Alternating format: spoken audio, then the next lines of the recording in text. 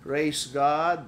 By the grace of the Lord, I'll be bringing to you the topic, when worship becomes sinful. Kapag ang pagsamba po ay maglilid or mapupunta sa pagkakasala sa harapan ng ating Panginoon. Praise God. Let me read Proverbs chapter 15 verse 8.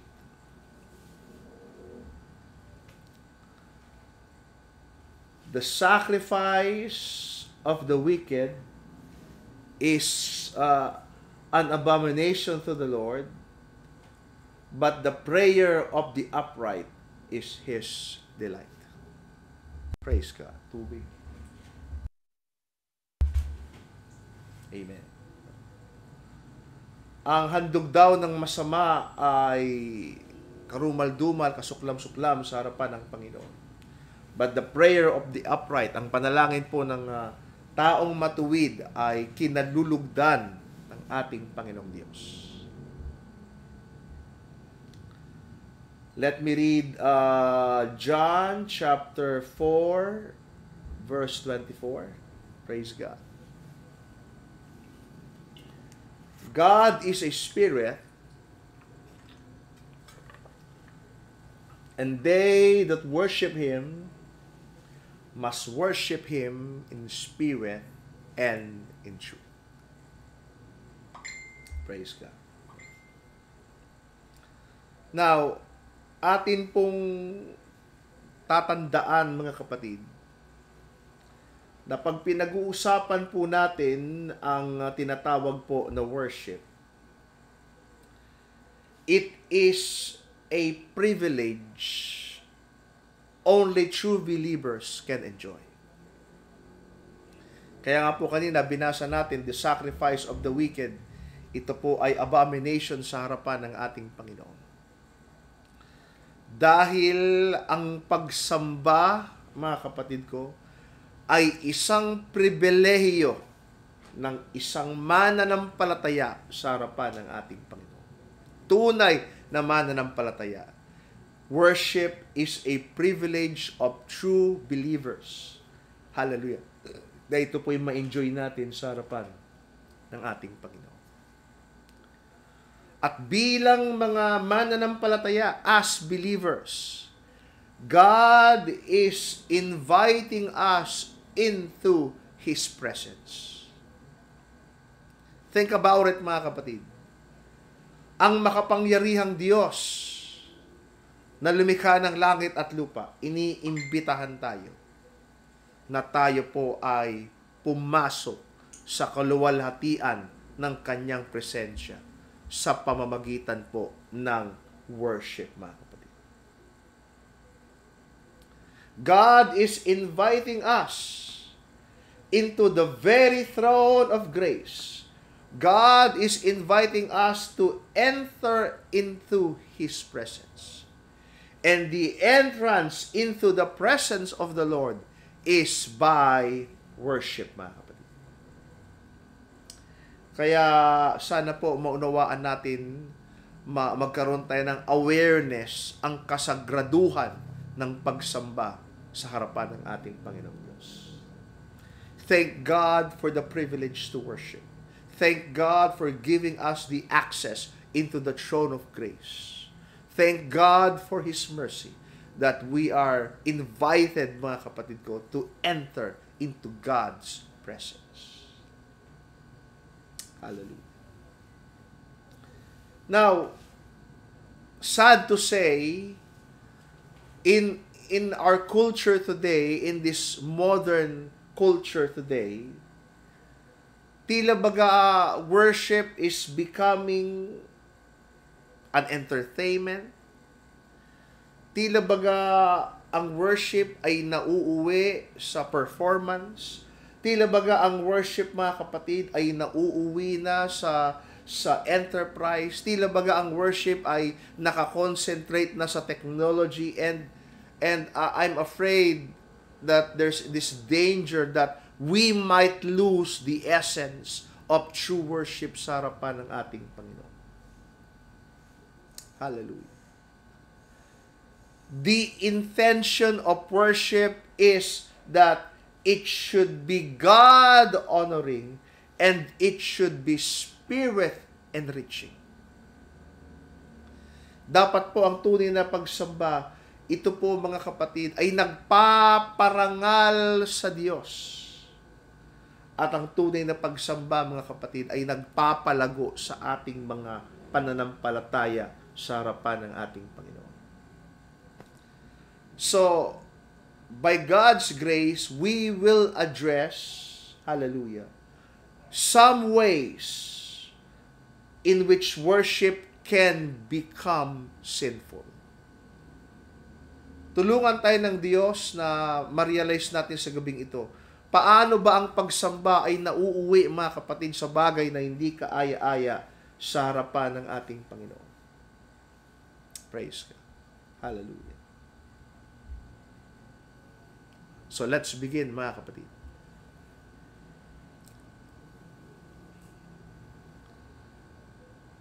Alam nyo, para pong sa culture ngayon, sa modern church culture ngayon, tila baga nauuwi sa individualism ang worship, tila baga nauuwi sa superstar status ang worship, para bang ang concentrate ngayon ng worship ay kailangan pong maging mapagbantay tayo. Tila baga nauuwi sa personality, nakafocus sa personality ang worship. Tila baga ang pagsamba or ang gawain ay nakafocus. Mag-iingat po tayo bakit ay ma-focus sa personality. Amen. It's not about the person, it's about Jesus. It's not about the technology. It's about Jesus. Hallelujah. Worship becomes sinful when we worship the worshipers. When we lift up the personality, when we concentrate on personalities and not on what Jesus can do in our midst. Tatandaan po natin, mga kapatid, kung si Pastor Jerry man ang nakatayo, or si Pastor Raela man ang nakatayo, or kung sino mang kapatiran ang nakatayo, tatandaan po natin, we are just instruments of His glory. Gagamitin lamang kami, kung ako man ang tumayo or kung sino man ang nakatayo, kakasangkapanin lang kami, gagamitin lamang kaming instrumento ng kapahayagan ng kanyang presensya. Hallelujah. We are just instruments of God. Hallelujah.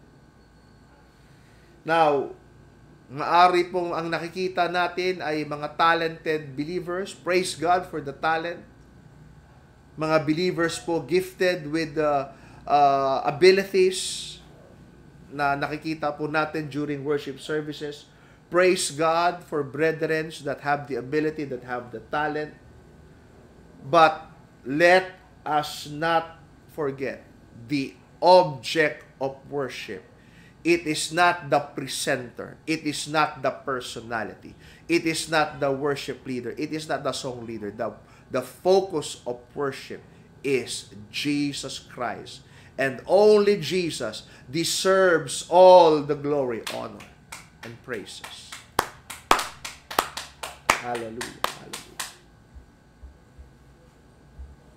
Praise God. Kahit sino po sa atin ay pwedeng gagamitin ng ating Panginoon.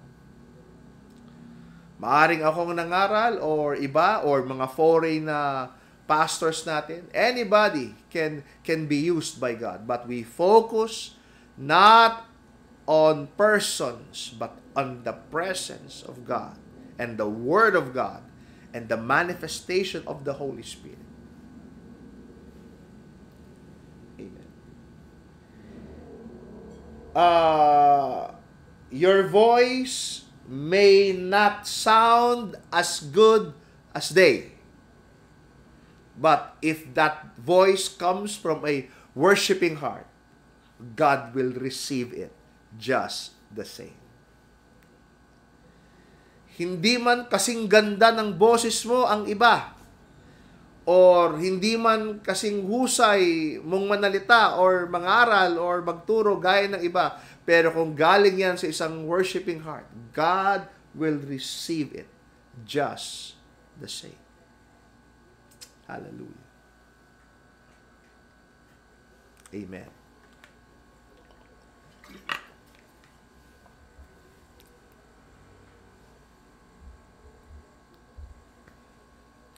Now, mga kapatid,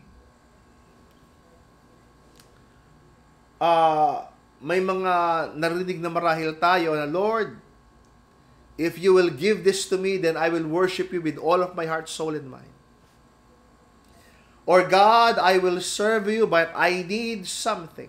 Or siguro narinig natin, Lord, I have this prayer request. When you grant this prayer request, I will worship you with all of our heart, soul, and mind. Parang ang nangyayari, mga kapatid, is that may mga believers po, they are asking something in exchange for their worship. May mga believer po na, Panginoon, sasambahin kita, pero meron akong hihingiin sa iyo, meron akong hihingiin kapalit. And that type of attitude, that type of worship, mga kapatid, when you worship in exchange for something, that can lead to sinfulness. Tatandaan po natin, may ibigay man ang Diyos sa iyo o wala, God is worthy of our worship. Hallelujah, hallelujah.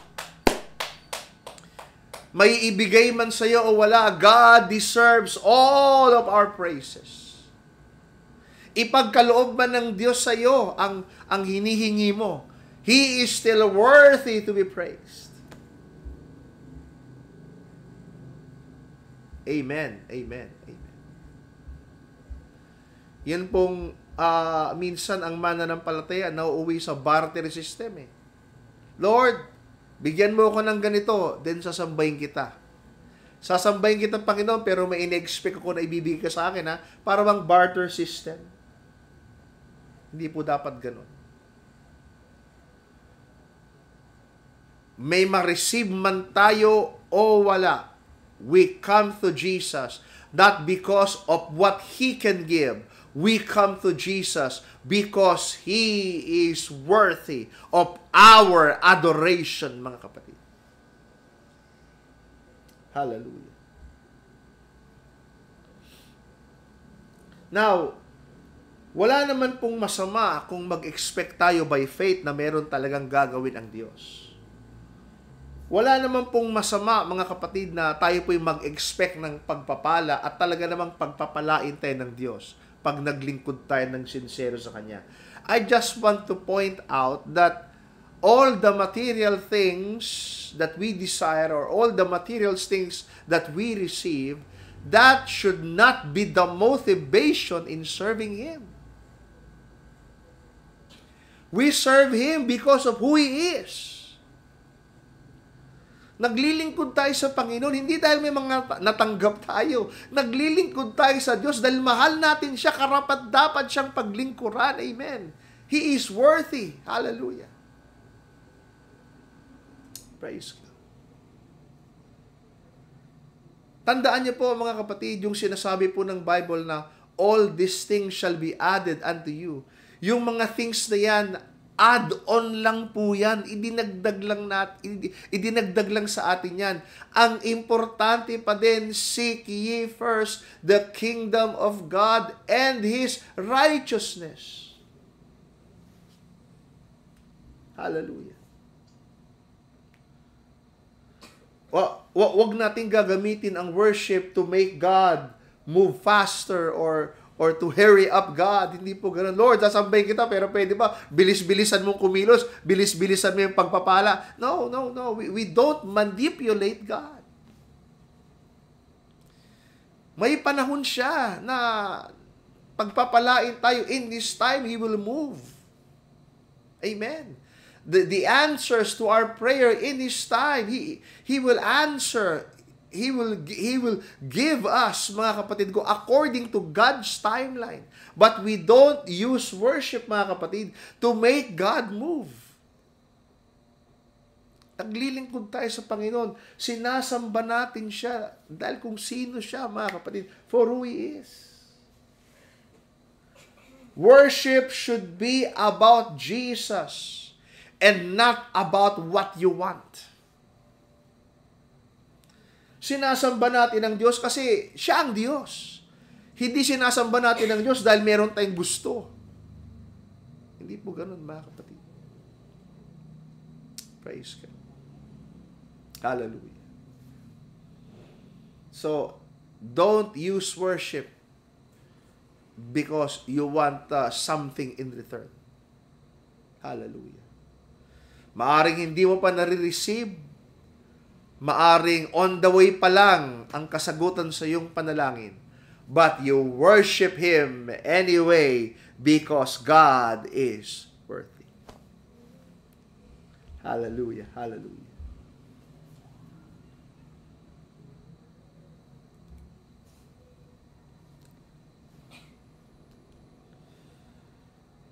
Sometimes, mga kapatid, hallelujah, minsan po, nakakalimutan natin ang object ng pagsamba. Minsan po, mga kapatid, dahil sa mga problemang pinagdadaanan natin, dahil sa mga pangangailangan natin, the burdens that we carry, the problems that we have, sometimes we forget the object of our worship.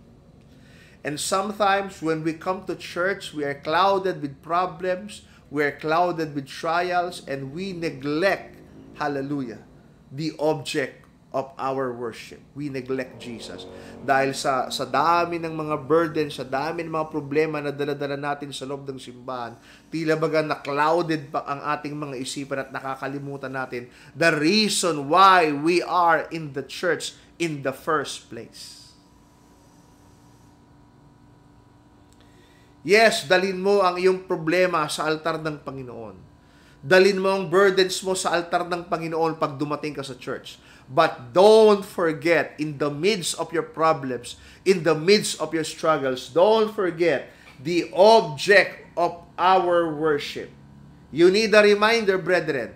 The object of our worship is Jesus Christ, ang ating Panginoong Jesucristo. Hallelujah. Bakit tayo pupunta sa church? Because we want to meet with Jesus. Anong reason bakit tayo pupunta sa simbahan? Para katagpuin natin ang presensya ng Panginoon. Amen. Yes, makikita natin ang ating mga kapatid. But the reason why we go to church is to meet with Jesus. Hallelujah. Maaring sa church, maaring may imperfect tayong kapatid. Maaring sa church, may struggling tayong kapatid. Maaring sa church, may mga kapatiran tayo na hindi pa pino ang ugali. Or maaring pagpupunta tayo sa church, may makikita tayong mga, syempre wala namang church na perfect, may makikita tayong kakulangan, may makikita tayong limitation. Maaring pagpunta natin sa church, may makikita tayong imperfection. But don't forget the reason bakit ka nagpupunta sa church. It is not the imperfection of your brethren. It is not the mistake of your brethren. Hallelujah. The reason you go to church is because you are meeting with the presence of God. Yan ang dahilan. Bakit tayo pumupunta sa gawain ng ating Panginoon?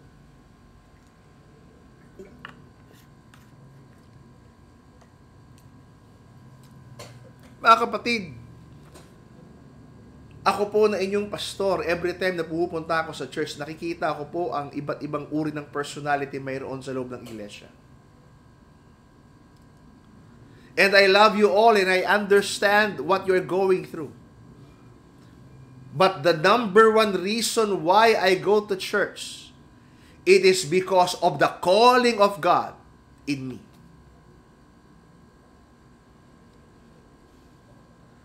Kasi mga kapatid, pag pumunta tayo sa church at tiningnan natin ang imperfection ng ating kapatid, baka hindi na tayo bumalik. Pag pumunta tayo sa church at makita natin yung kakulangan ng gawain, baka hindi na tayo magpatuloy.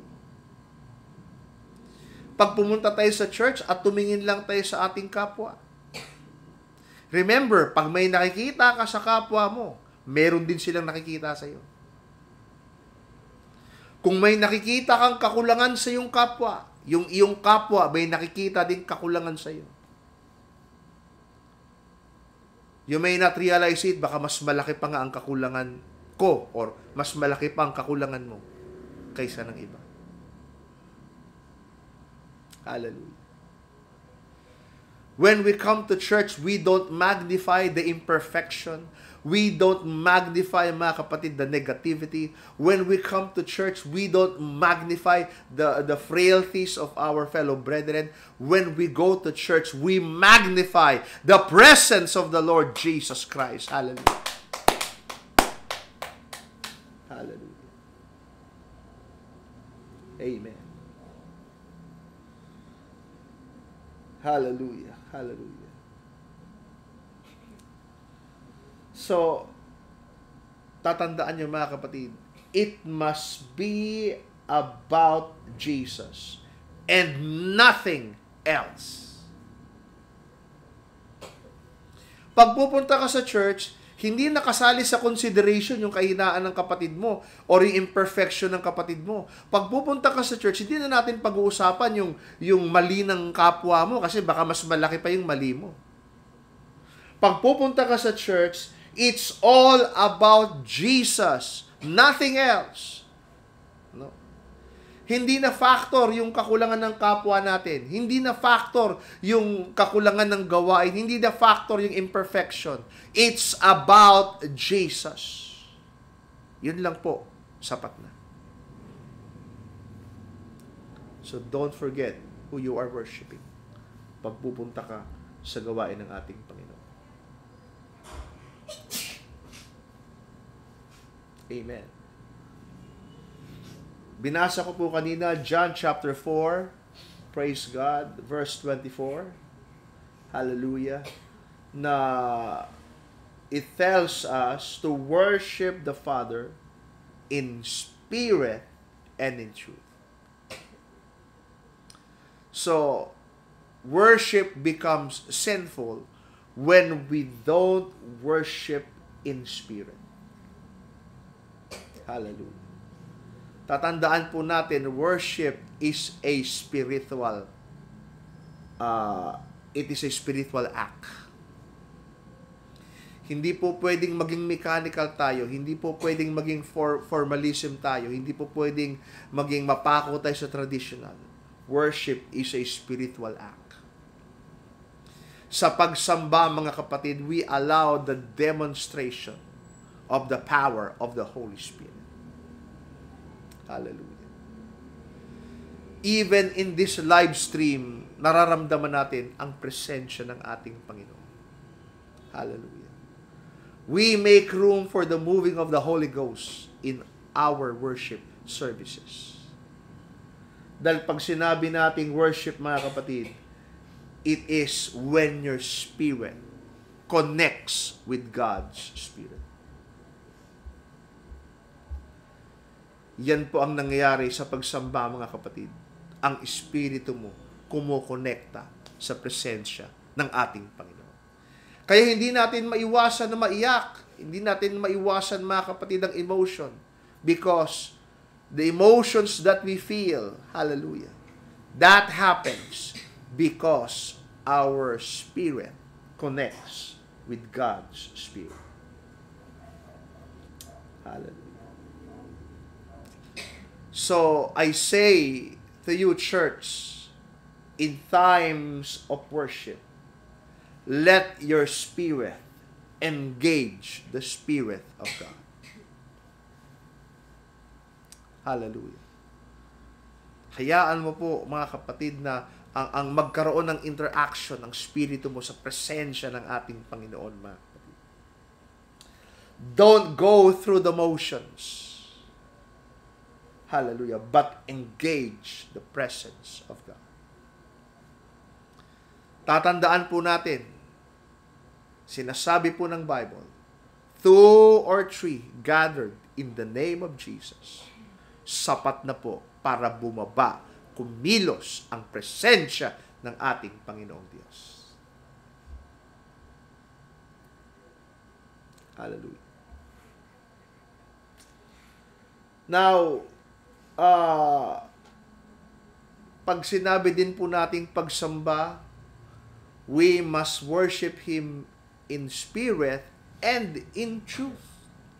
Because worship becomes sinful when we don't worship in truth.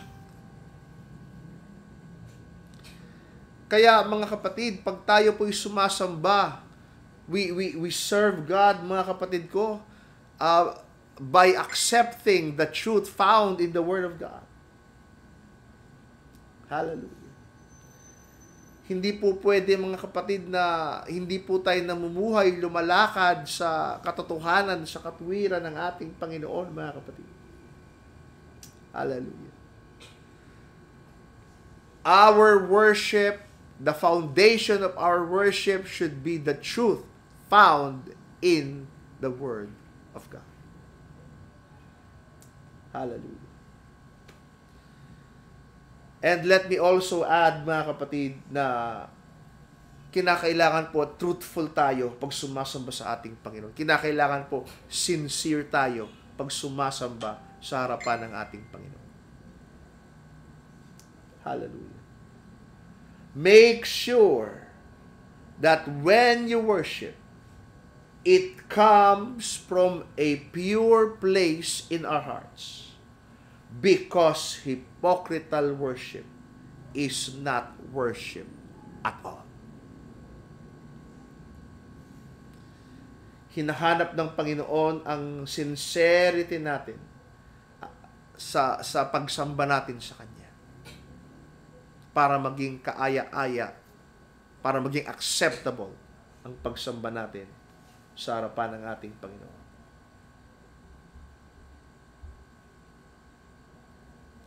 Amen. Ako po ay musician. I'm also a worship leader. May mga panahon, naging song leader ako. And nangangaral ako ng salita ng Panginoon. But this is what I am careful. My ministry is not directed to the audience. My worship is not directed to the audience.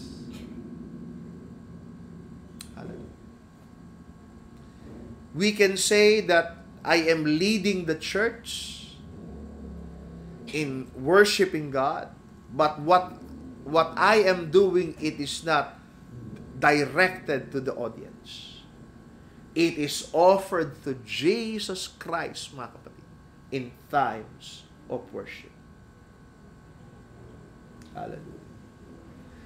Kung ako man ay song leader, kung ako man ay worship leader, kung ako man ay preacher, I'm not there to impress the audience. But I am there, mga kapatid, hallelujah, because I want to please God. Lahat ng ginagawa natin sa church, tayo sumasamba, tayo umaawit, tayo nagte-testimony, tayo nagbibigay. Dapat ang mga ginagawa natin, the things that we do during worship service, it should not be to impress the audience, but the things that we do during worship service, it is offered unto God as a living sacrifice. Lahat ng ginagawa natin, buhay na handog para sa ating Panginoong Diyos, mga kapatid. I am saying that we be careful. Kung ikaw man ay nagte-testimony or kung ano man ang ginagawa mo sa loob ng church, umaawit, Magiging maingat ka sa mga bagay na ginagawa mo, sa mga bagay na sinasabi mo sa loob ng worship service. It should not be, hallelujah, for the glory of man. It is not, mga kapatid ko, to entertain the audience. Kung hindi dapat ito directed sa kaluwalhatian ng ating Panginoon. Hallelujah. We are there in the church. It is not for the pleasure of the people. We are there in the church. The things that we do in the church for the pleasure of God that we serve. Hallelujah, hallelujah, hallelujah. Amen. Amen.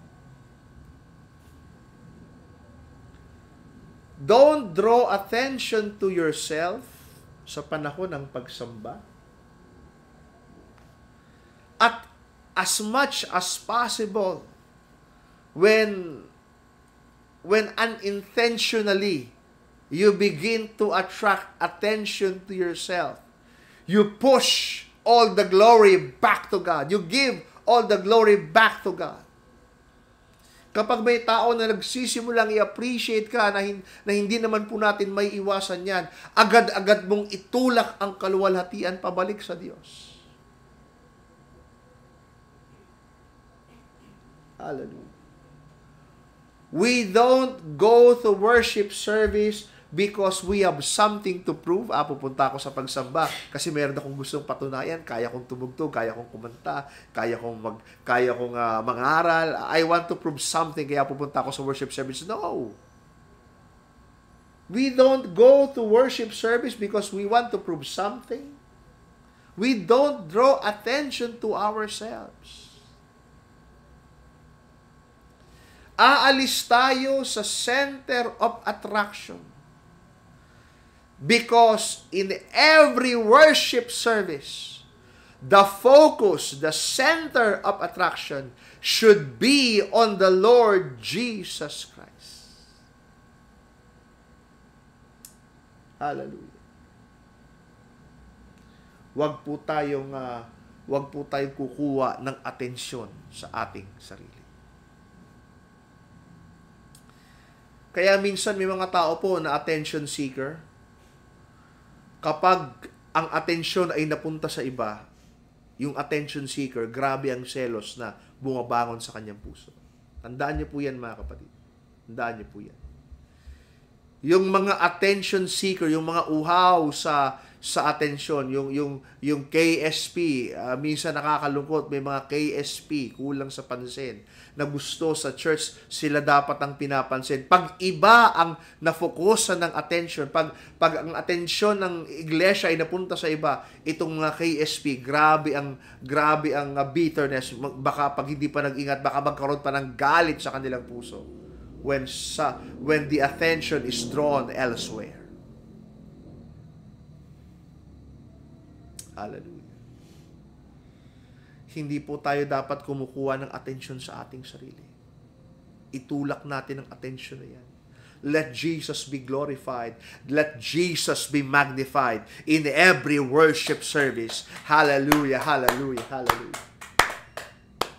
Praise God, praise God.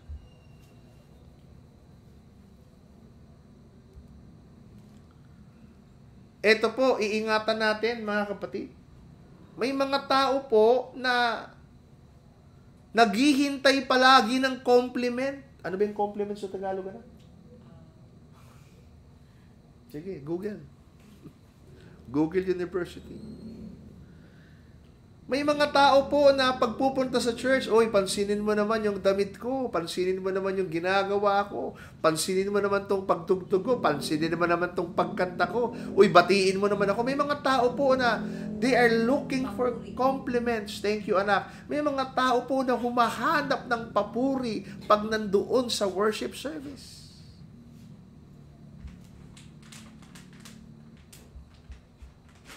Hallelujah, hallelujah. Praise God.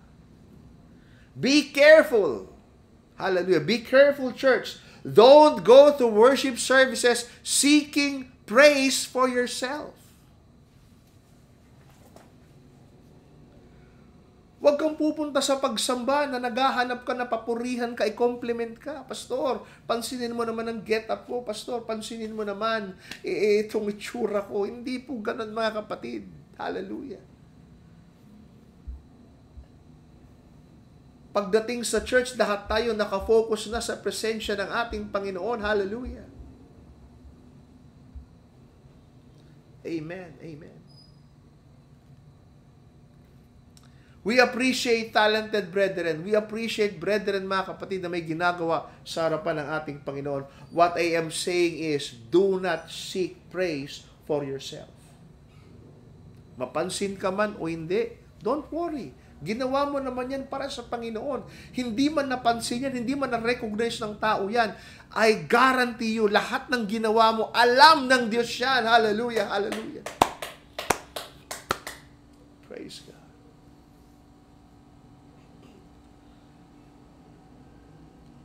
Ang hirap nito, mga kapatid, kapag we are seeking attention from others in worship services, we are prone to frustration. Anong nangyayari po pag hindi po tayo napansin? Anong sabi nga ng anak ko, ibig sabihin yan? Anong nangyayari pag hindi tayo napapurihan sa loob ng worship services? Napoprostrate tayo, nagtatampo tayo, nagagalit tayo. Si pastor naman, grabe na itong ginagawa ko sa church, hindi pa ako napapansin. Don't seek praise. Don't seek commendation. Remember, lahat tayo gumagawa sa mata ng Panginoon. Hindi tayo gumagawa sa mata ng tao, gumagawa tayo in the eyes of God. Hallelujah. Gumagawa tayo, mga kapatid, para sa kapurihan ng ating Panginoon. The only person that needs to be pleased with your worship, the only one that needs to be pleased with your worship is none other than the Lord Jesus Christ. If you believe that Jesus is pleased with what you do, then that is all that matters. Kung sa palagay mo, kung sa paniniwala mo, natuwa ang Diyos sa ginawa mo, okay na yun. Amen po ba, mga kapatid? Hallelujah. Okay na po yun. Hindi man napansin ni pastor, hindi man napansin ng church. Kung sa iyong sarili naniwala ka na ito ay natuwa ang Panginoon sa ginawa mo, okay na yun. May gantimpala ka na sa harapan ng ating Panginoon. Hallelujah, hallelujah. Praise God. Amen. Amen.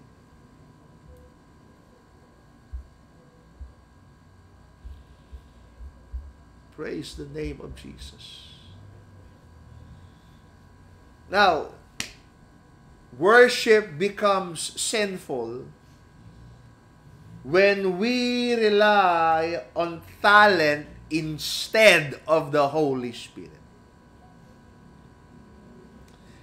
And I say, brethren, that when we have reached the limitation of our talents, when we realize that our talent is insufficient, then that is the time to let the Holy Spirit take over. Panginoon, kulang na yung kakayahan ko. Panginoon, kulang na yung magagawa ko. Panginoon, na-reach ko na ang limitasyon, ang hangganan ng aking kakayahan. God, take over. Hallelujah.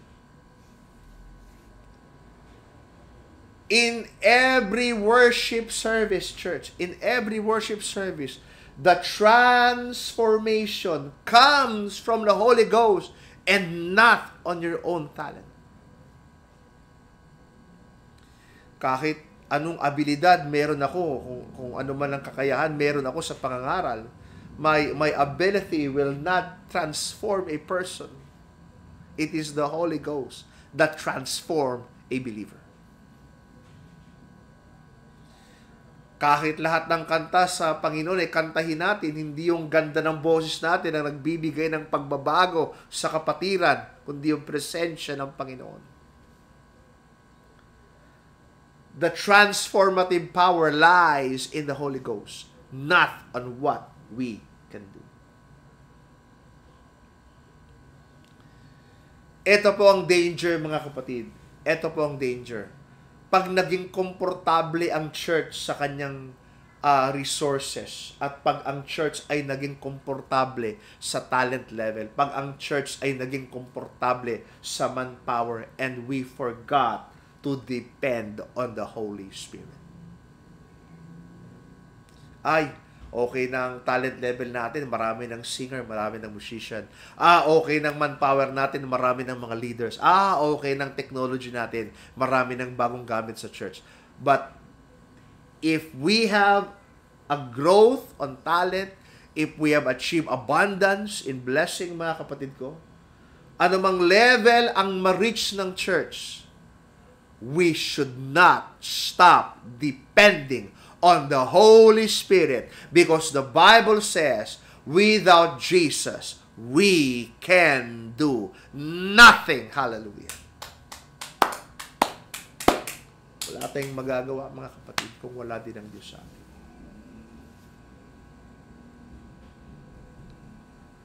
Sa totoo lang, mga kapatid, kapag nagre-rely tayo sa talent natin, magiging prideful po tayo, magiging mayabang po tayo.